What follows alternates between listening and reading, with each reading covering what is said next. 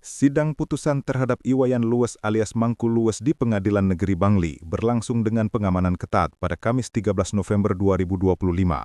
Kapolres Bangli AKBP James Irianov Shalom Raja Guguk mengatakan pengamanan dilakukan dengan melibatkan 280 personel. Dari jumlah itu, 240 personel disiagakan di PN Bangli, 20 orang di Kejari Bangli dan 20 lainnya di alun-alun Bangli. Meski situasi sidang berlangsung kondusif, petugas sempat mendapat informasi adanya pengunjung yang membawa senjata tajam. Pemeriksaan pun dilakukan terhadap sejumlah kendaraan yang parkir di pinggir jalan raya. Hasilnya ditemukan besi dan sebilah sabit.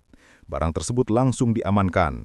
Dalam sidang itu, Majelis Hakim PN Bangli menjatuhkan vonis 20 tahun penjara terhadap Mangku Luwes atas kasus pembunuhan Ikomang Alam Sutawan di Arena Tajen Banjar Tabu Desa Songan A, Kecamatan Kintamani Bangli pada 14 Juni 2025. Vonis ini sejalan tuntutan jaksa penuntut umum pada sidang sebelumnya. Sama halnya dengan JPU, Majelis Hakim juga menyatakan tidak ada hal meringankan terdakwa. Perbuatan terdakwa dinilai menimbulkan penderitaan mendalam bagi keluarga korban. Selain itu, terdakwa pernah dihukum atas kasus serupa dan pembunuhan kali ini dilakukan saat menjalani masa pembebasan bersyarat. Sidang dihadiri sekitar 100 orang dari pihak keluarga korban dan 50 keluarga terdakwa. Mereka tidak semua bisa masuk ke ruang sidang.